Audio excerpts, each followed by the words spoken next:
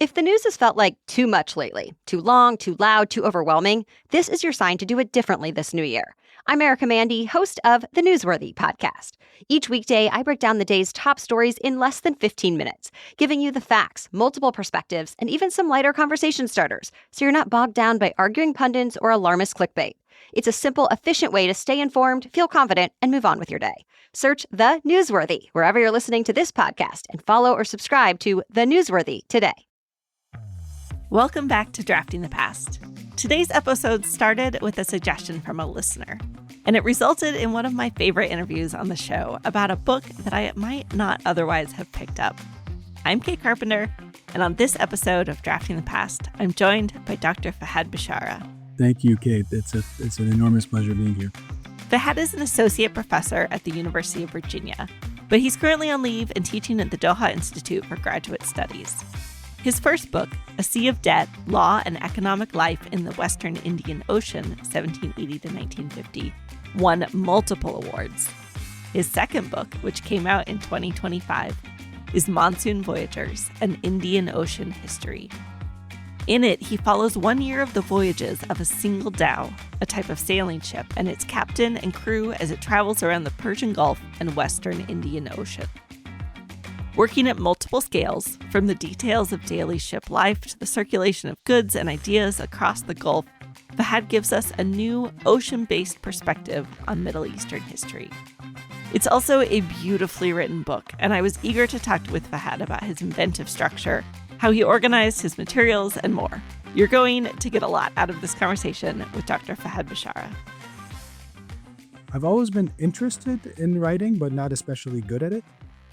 I which is probably not saying much about my writing ability now, but I have a background in journalism. I started off as a student of journalism and an undergrad at the University of Southern California, somewhat by chance. I'm from Kuwait, and I was sent on a government scholarship to study in the U.S., and the government decides ahead of time what people are going to study.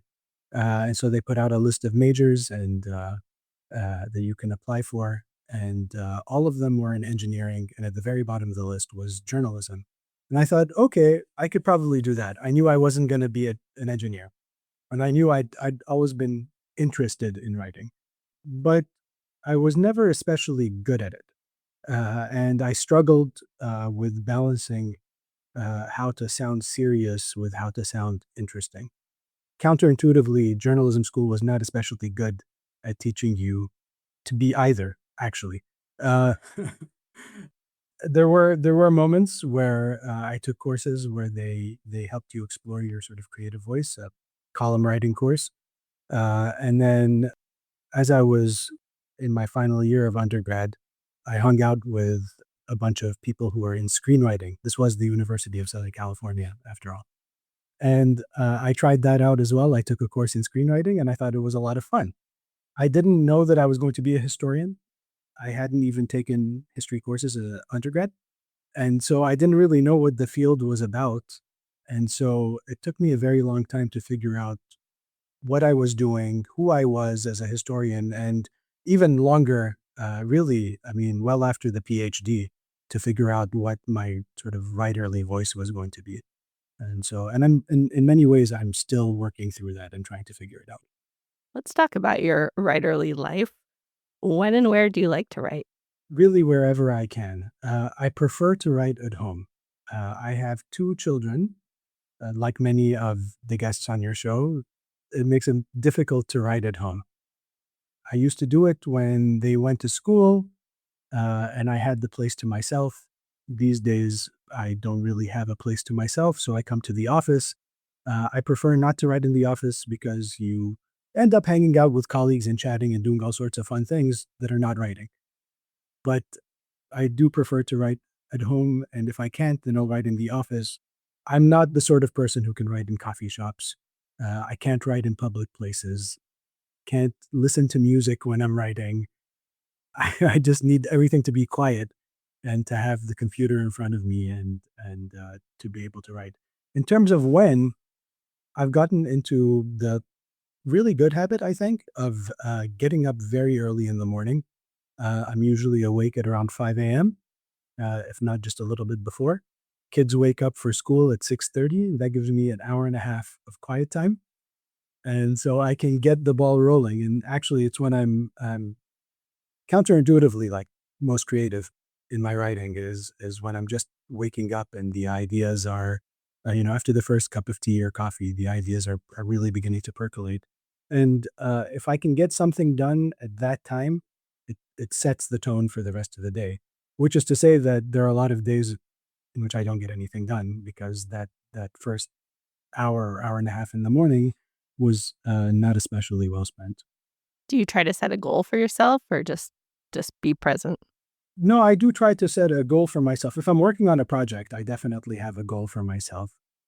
I like to set some, arbitrary word target for the day if I'm in the writing phase. Otherwise, it's, if I can spend 2 to 3 hours of the day just reading documents, taking down notes, and beginning to imagine what either the chapter or the project might look like, then it's a day well spent, I'd say. But the routine does look kind of different when I'm in the thick of writing, and the degree of concentration looks different. How do you like to organize your research? Well, these days I use OneNote, which is not especially great, but it does the job in that I get to organize my thinking sort of file by file, and I very much do think around particular files and particular sources, so it's helpful for that. It's also helpful for threading the needle through lots of different kinds of material. The search function on OneNote is it's pretty good as far as these things go. When I was doing my to do my PhD, I used Microsoft Excel, which was, incredibly poorly thought out at the time. Some combination it was a combination of Word documents for each document I was looking at and a Microsoft Excel spreadsheet where I would keep track of all of these things according to a system that shifted every once in a while. Uh, and so I frequently find myself in a situation in which I know I had seen something somewhere, but I couldn't tell you where I saw it. With OneNote, so for Monsoon Voyagers, my second book, I shifted over to OneNote, and it was just much easier for doing that sort of thing. I know people who use DevonThink for Apple computers. It looks great in terms of functionality. It's awesome, but I don't use Apple products generally, so it's just not accessible to me. Where in the research process do you like to start writing? There's a point at which I've written enough or taken down enough notes on a file where you start to get this feeling that like, okay, I think I'm ready to say something. So as I'm reading a file, I'm taking down notes. All the while, I have separate documents in which I'm jotting down ideas for the chapter itself, or another document in which the sort of the shape of the project itself is sort of forming. So at the chapter level, as I'm sort of writing, as I'm reading documents, taking notes, jotting down different ideas, there comes a point where I begin to feel like, okay, I have a sense of what this chapter is going to be about. And yet I can't let go of the note taking process. I feel like, well, there's probably still something more to find out. There's still holes to fill. And at some point, that sort of nagging voice inside my head becomes loud enough that I think, you know what? Let me just start, right? And then I start putting down ideas on paper or starting to write. And like many other people, I'll just sort of start to write in the middle of things and then sort of outline around it, outline what comes before it, outline what comes after it, and sort of start plugging things in. And then I eventually end up with a somewhat rough draft of something that looks like it could be a chapter. Or I end up with several rough drafts or bits and pieces of lots of different chapters and a sense of a book that could gradually hang together.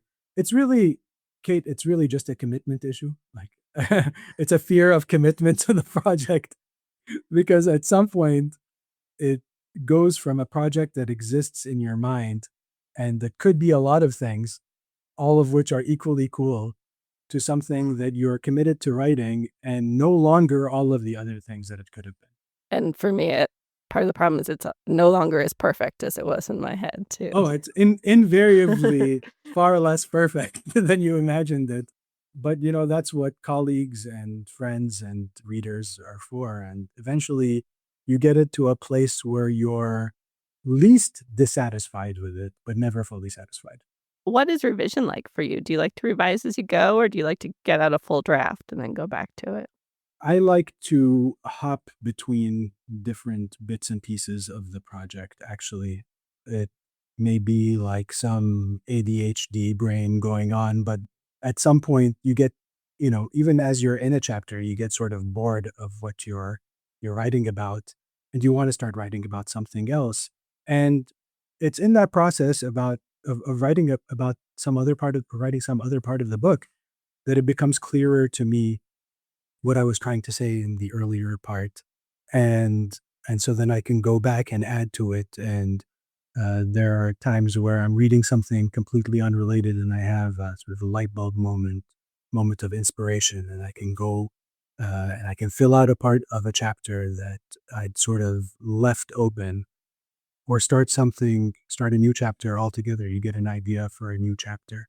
So revision for me is a sort of ongoing process. At some point, I've committed to a full draft of something, and then I just have to set it aside for a month or two, and then come back to it. And I sort of print it out, have a red pen or a blue pen or whatever, something that's not black, and then I read through it and I sort of start rearranging bits and pieces of it, rewording certain parts of it, and then I feel comfortable enough sharing it with people. So when you can see the problems in your own writing, I feel like it's not especially worthwhile sharing it with others, because you want to be respectful of their time as well. You know what the problems are. Why bother having them tell you what the problems that you already know about are? You have what I would describe as a lyrical writing voice. It's really lovely. I know you said it's a work in progress still, but I think you're doing an amazing job capturing the serious and interesting at once. And listeners will hear this when we get to the excerpt. But how have you worked to develop that voice? Do you have strategies? Thank you. I mean, that means a lot. I don't know if I have strategies. I spent a lot of time reading about writing, and then actually I spent a lot of time listening to this podcast. And I listen to it frequently, and your guests are just so lucid when it comes to these sorts of things, or you know, sympathetic, compassionate, kind to themselves. I seldom walk away from listening to an episode not having learned something, some sort of strategy. Part of the problem I constantly face, part of the struggle, is writing about a part of the world that people don't really know very much about. It's not immediately familiar, and I'm always jealous of my colleagues who write on U.S. history, because they don't have to go through all of this process of explaining to people where these places even are and what this word means, to say nothing of what this history is. There's a sort of a common pool of knowledge that you can assume readers to have, not so much when you're writing about places like the Indian Ocean. And so a lot of the work comes in translation, sometimes literally translating, right? There's this phrase in Arabic, and so how do I translate it into English in a way that's legible to somebody who doesn't know anything about this? How can I explain this to my colleagues who are intelligent people, but who don't know very much about this part of the world that I'm writing about? And then trying to write in such a way that this world becomes more legible and clearer to the reader is, again, it's a constant challenge. With my first book, A Sea of Debt, I was I was thoroughly dissatisfied with it, actually. I was, I wish I could have done it differently. I was I was happy with the book in some respects, but I didn't feel like I could share it with friends. I didn't feel like I could share it with family members. because it felt like it was still too academic. My interest and passion for whatever you call it for this world didn't come through in that book. It was very much, I mean, sort of an academic intervention. With Monsoon Voyagers, I really wanted that to be different. There was there was a personal stake in the book. My grandfather was one of these ship captains that I wrote about. I grew up in part of the world where this this history was celebrated, but not very well understood. And I grew up also with a lot of myth making surrounding this past, and so I wanted to write in a way that could reach people of my generation in Kuwait, people in the Gulf, but also reach a community of English readers, or English people who are able to read in the English language, who could appreciate a good story, who could be drawn into this world in the way in which I was drawn into this world. And it took a lot of it took a lot of time to figure out how to tell the story. And there were moments in which I had enormous amount of clarity. One book that was especially helpful. I mean, there were lots of books that were absolutely terrific, and especially in terms of thinking about voyages and voyage stories. But one book that was really helpful for thinking about writing and how to write, which I'm sure many of your listeners already knew about, is Jack Hart's Storycraft, which is just an outstanding book. I mean, very sort of functional in the way it's presented, but it's one of those books that clarifies to you things that you long knew, but were never able to quite articulate or put your finger on, let alone operationalize in any way. And so it was in that moment that I thought, oh, okay, here as I was reading Jack's book that I thought, oh, there's a way in which I can tell this. There are strategies that I can employ for for talking about this world, for bringing this world to life. There are people here, and this was the thing that I was most dissatisfied with my first book, was that the people were largely absent from the story. And there's a way in which I can, and the process of writing Monsoon Voyagers was a process of learning how to toggle between scales of writing, and how one could maybe do that effectively. And so it was a process of learning throughout. Yeah, I love how you've talked about that. You called it microhistory on a broad canvas. And I think somewhere else you said you wanted to write big narratives, but also stay grounded in the micro, which I really love. You kind of answered the question of why it's important to you to work on those two scales. But what does that look like in practice? I mean, fundamentally, it's a problem of world making. How do you recreate a world on a large scale while being able to narrate it from a much smaller perspective? How do you tell the story of a world as somebody might have experienced it? Though I was always drawn to these sort of large scale histories, and the challenge of writing large scale history is always been a very seductive challenge for me, and it's one that I'm still sort of trying out in various ways. Figuring out how to tell that from a micro level perspective was not easy. And there are lots of different strategies that people employ to do that. And I think the one that is sort of most commonly used, and certainly one that I use in the book, is to tell stories that move, essentially. Right? How do you cover sort of large scale or large canvas from a micro scale? Well, you figure out what it is that you're following, right? It's to be mobile, like your actors are. And Indian Ocean historians do this frequently. We follow goods, people, texts, these sorts of things.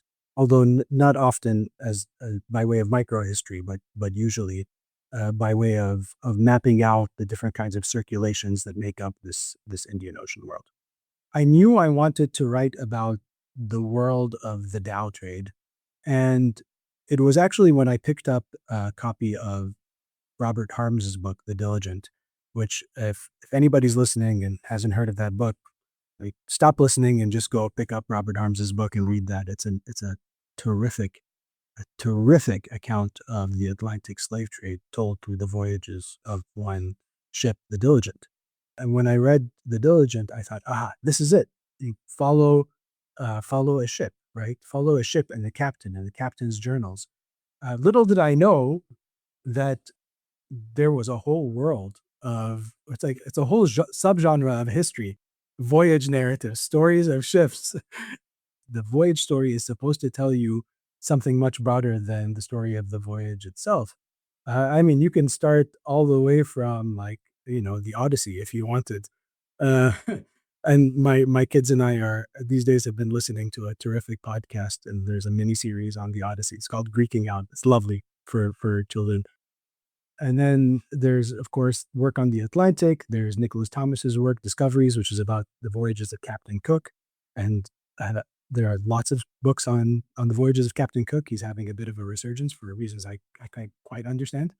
And so there are all of these books of voyages of European ships in the world at the age of discovery that I myself discovered over the course of writing, and I used as models for how to think and write about this part of the world. The problem was that the logbook that I had was like way less interesting than the ones these people had. We think of logbooks as like life on board the ship and all of these really cool things, or at the very least, telling us what you're carrying. This captain that I write about does none of that. Tells you where he is, he tells you the day, and he'll give you a very brief discussion or description of weather. But beyond that, nothing. And so I was forced to look to other materials. And thankfully, there were lots of merchant records. These sort of trading families have held on to their materials. And for reasons that are not at all clear to me, they all sort of cluster around the same set of years. Like the 1920s, you have a lot of material from the 1920s. And so I thought, okay, there's an opportunity here to write a really sort of thick description of this world of the 1920s. Now, how do you do it? A lot of it was sort of toggling, right? So you have the voyage itself. And the voyage itself, if I were to describe this book to anybody, I would say that it's concentric circles. In the middle is the captain and his writings, his voyage. The circle just outside that is this world of traders, of merchants in the Indian Ocean world, their letters to one another, their accounts, receipts, ledgers, all of these things that we have access to that we can use to sort of thicken this world. Beyond that is the world of the world historical stage, the sort of larger scale world history of sort of trade and empire, the coming and goings of different, essentially European empires, the remakings of these worlds, these large scale discourses about sort of politics, capitalism, statecraft, all of it. So we move through these different concentric circles where I toggle between them at different moments in any particular chapter. And when I write about the sort of the middle level, the level of the merchants, I'm fortunate to have all of these materials. So then it becomes just a sort of a shift in perspective. Captain arrives in a port city, you have somebody who's also there. And then you can sort of shift and tell the story of that port city and its connections to these different parts of the world from the perspectives of these merchants whose arms stretch out in so many different directions. They're never just in a port city. They're always thinking about things that are coming and going to different places. And so moving between these different perspectives, and at times, I mean, one thing that I learned from Storycraft was just using section breaks effectively, right? Using the section break to sort of switch scale and narrate at a larger scale, to toggle between narrative and explication. To look more closely at the book's writing process and to give you a better sense of Fahad's writing voice, I asked him to read an excerpt. Here's Dr. Fahad Bishara reading from Chapter 1 of Monsoon Voyagers. July and August were always busy in the port of Kuwait, and 1924 was no exception. Virtually everyone in the town was gearing up for the seasonal dhow voyages that would begin in August and set out, wave after wave, until the late autumn. The waterfront buzzed with activity, with mariners readying their dhows and nakodas watching over the cargoes that were being loaded into the ship's holds.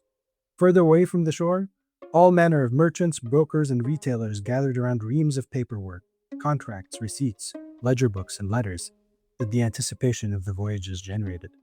The joyful shrieks of children playing on the shore rang above the chorus of clanking hammers and the thuds of timber planks moving from ship to shore. This was the sound of a town getting ready to embrace yet another round of departures.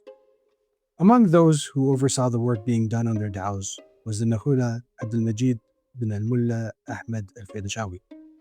We don't know his dhow's formal name, though it was most likely the Fath al Khair, or the triumph of good fortune.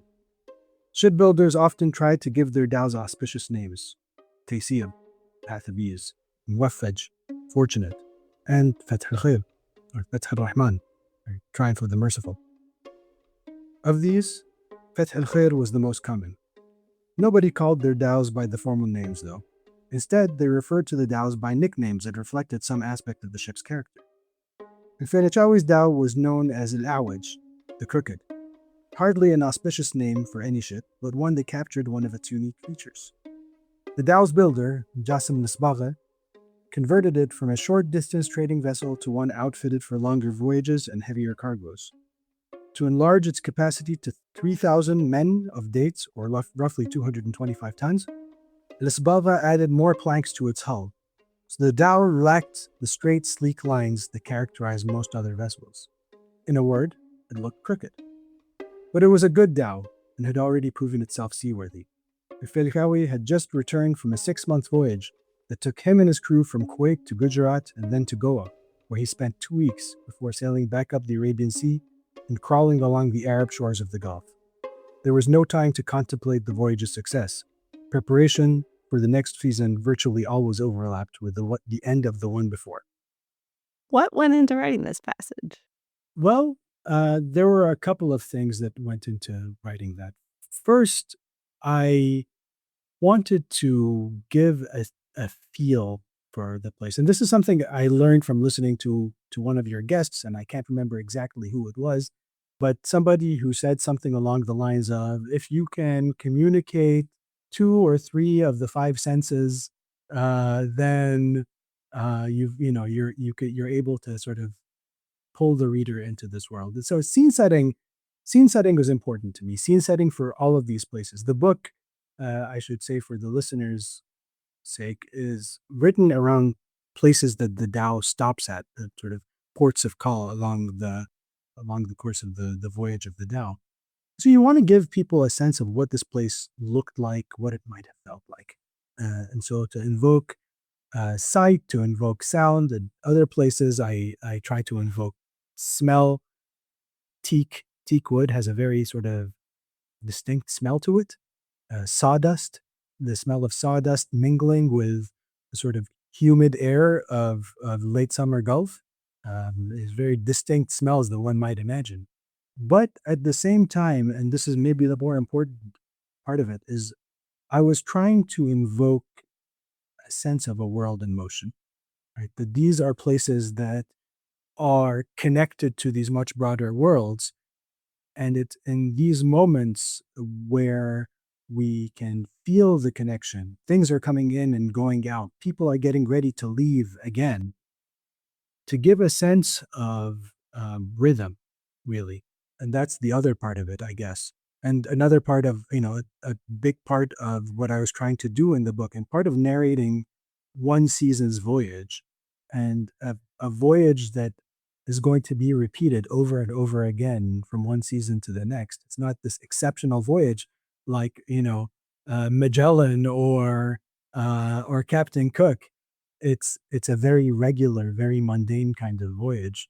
So to give it a sense of rhythm, right? They end up in certain places at certain times of the year. What does it look like? What does it feel like? What are people doing at that time of the year? How's it connected to what's happening over here?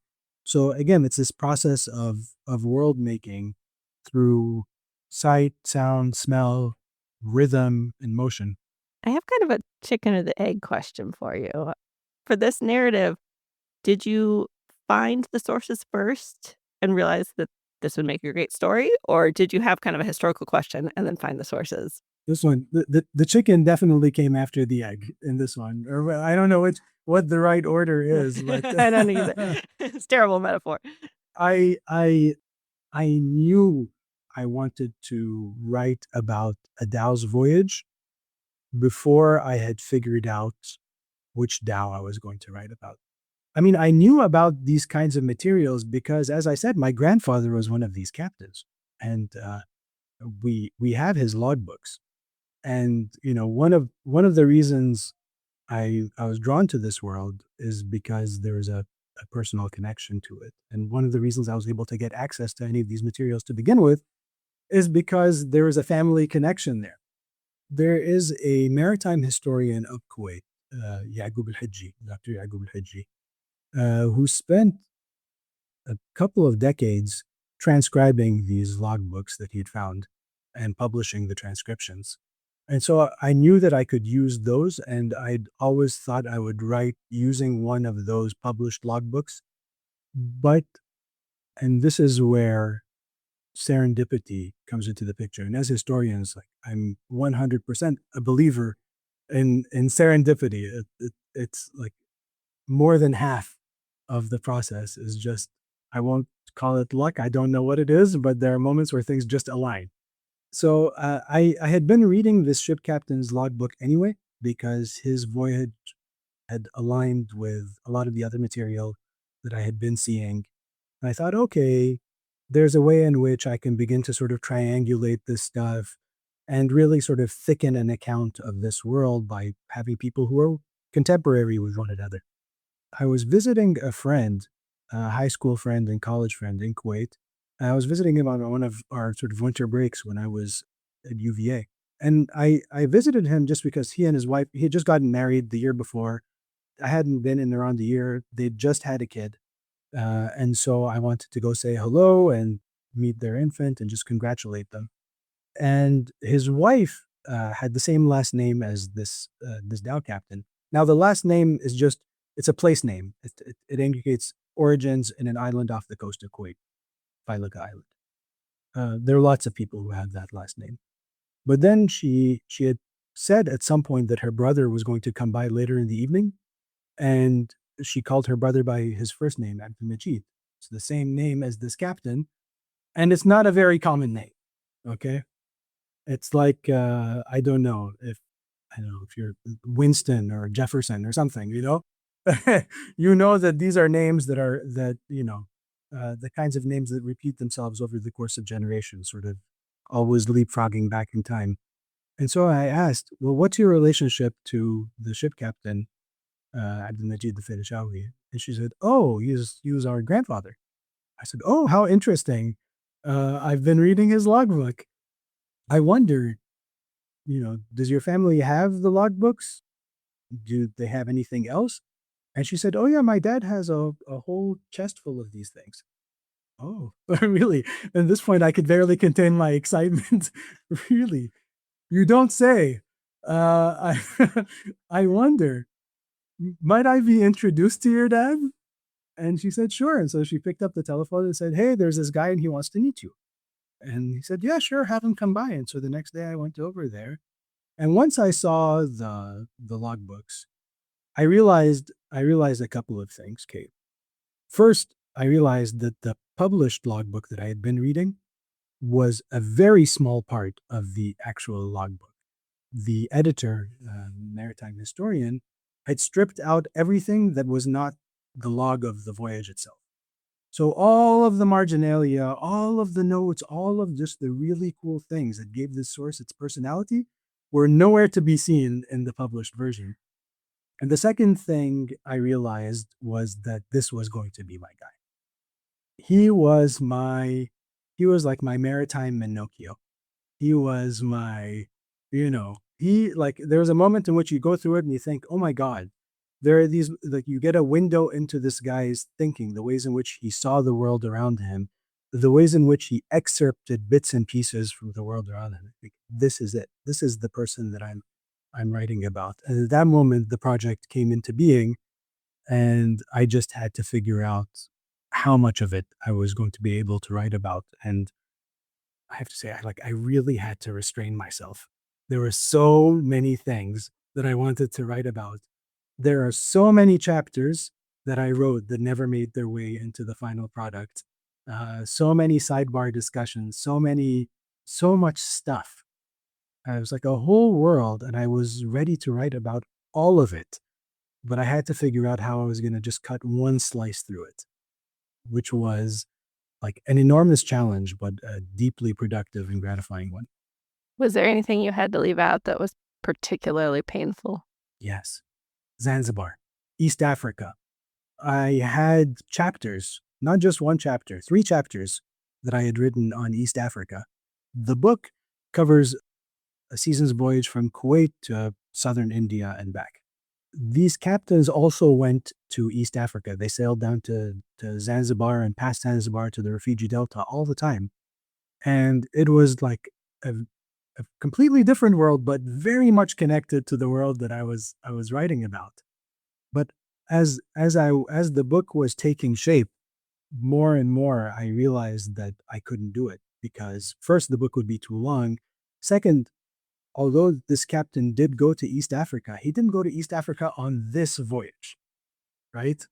And so you're confined to writing about the places that he actually went to on that voyage. And I do try to bring in other places at other points in time. In fact, I do have East Africa in the book, but it went from 3 chapters to roughly 5 pages.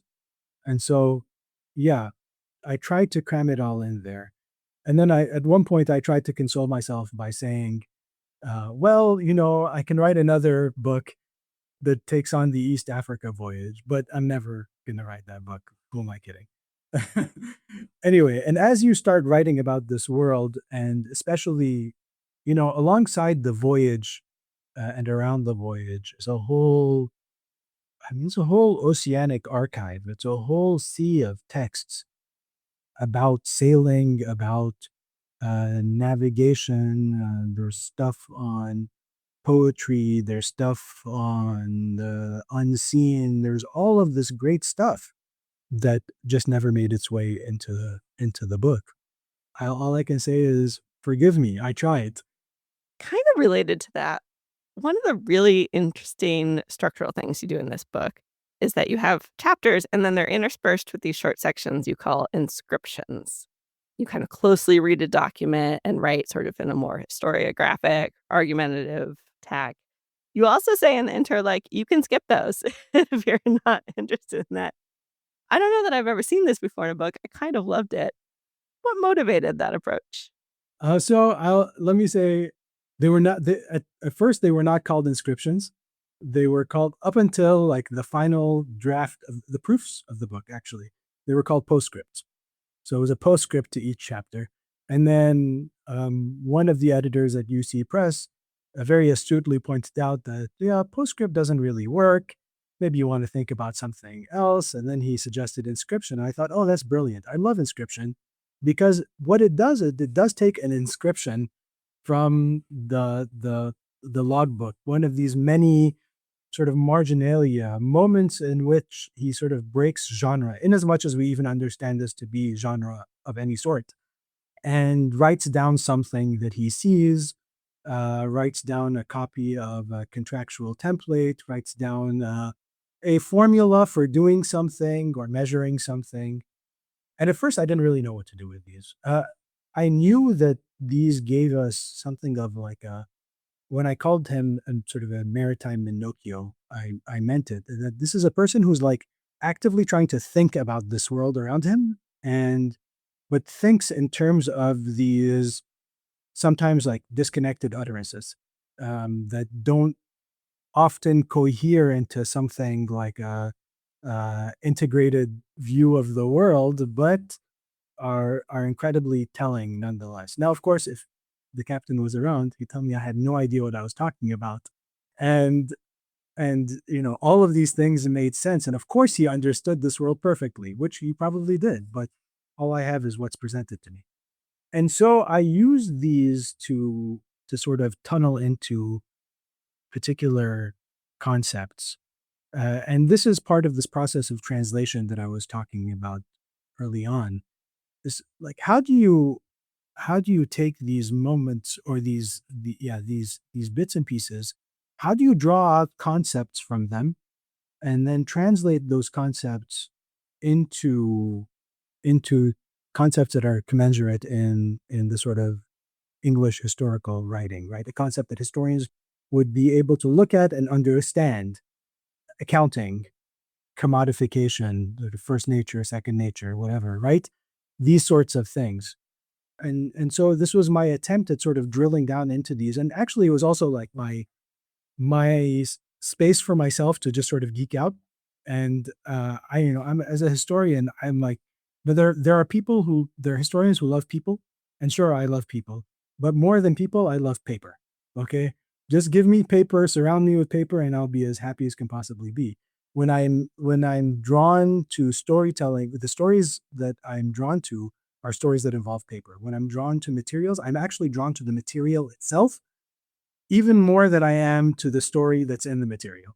And so, and my first book, A Sea of Debt, it was about bits of paper that circulated around the Indian Ocean, and then bits of paper that explained what was happening in those other bits of paper.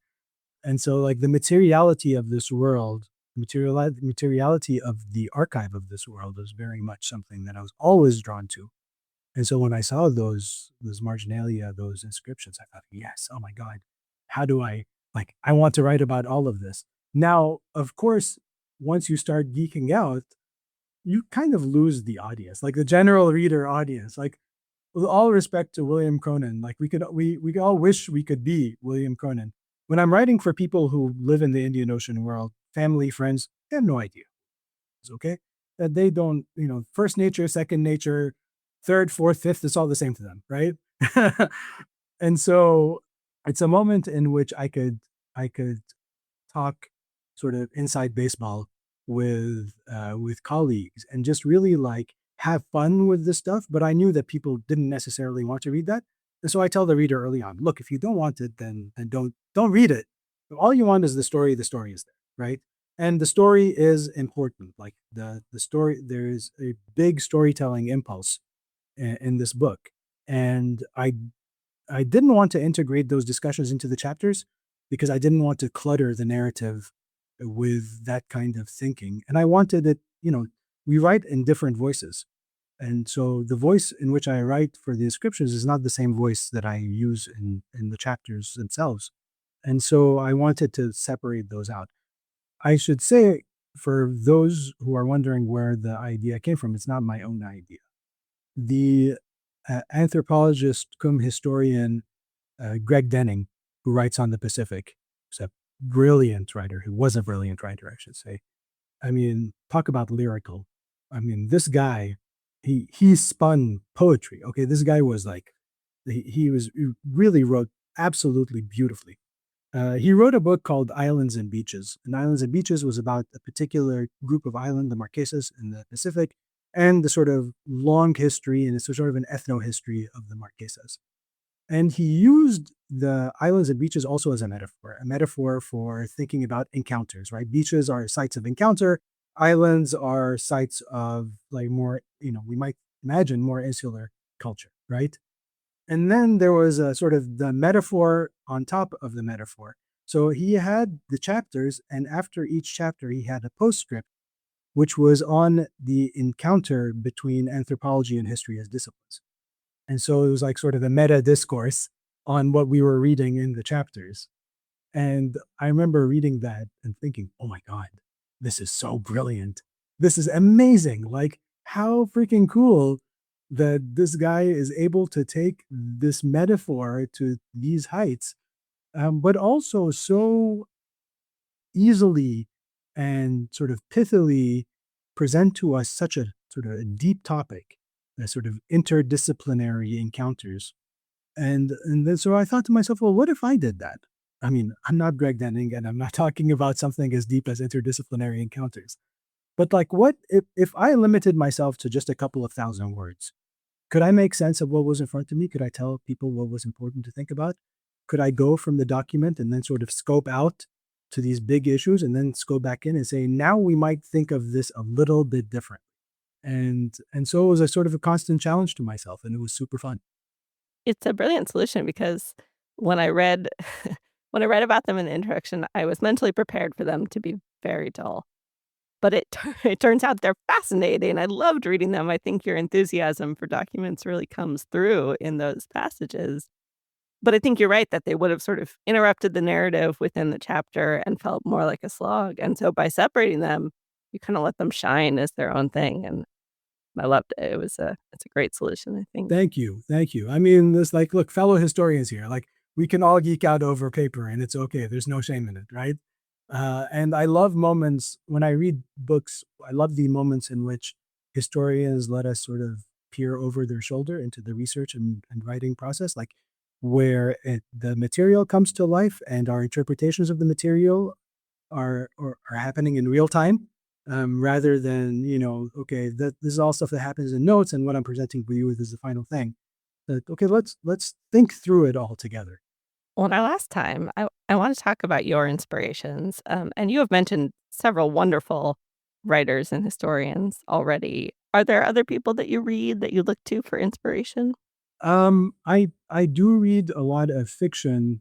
I wouldn't be able to put my finger on anybody specifically. There is one author, Leila Al-Alami, who wrote a book called The Moor's Account, which is just an absolutely stunning, breathtaking account of the sort of the one of these early expeditions in the New World, the Cabeza de Vaca expedition, told through the eyes of a Muslim who was a part of the expedition. And so she this big connected history of it. Of course, like Greg Denning, everybody should just stop and read Greg Denning.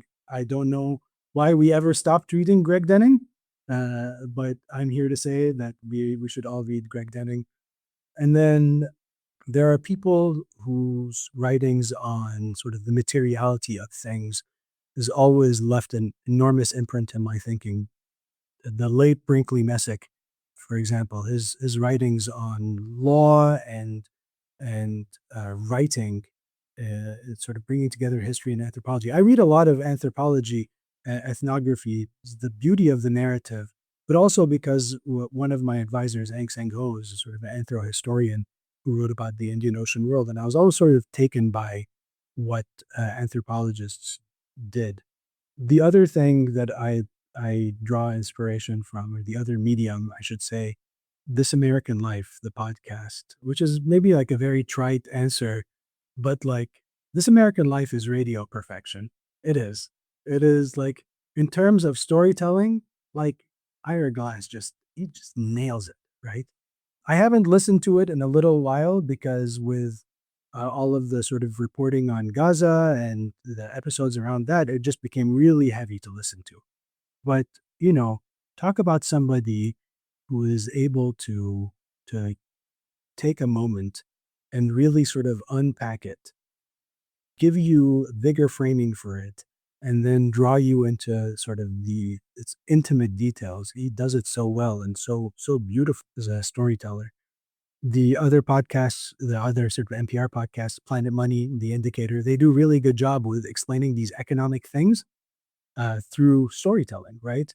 Things like the economy that we're all invested in, but not necessarily very interested in.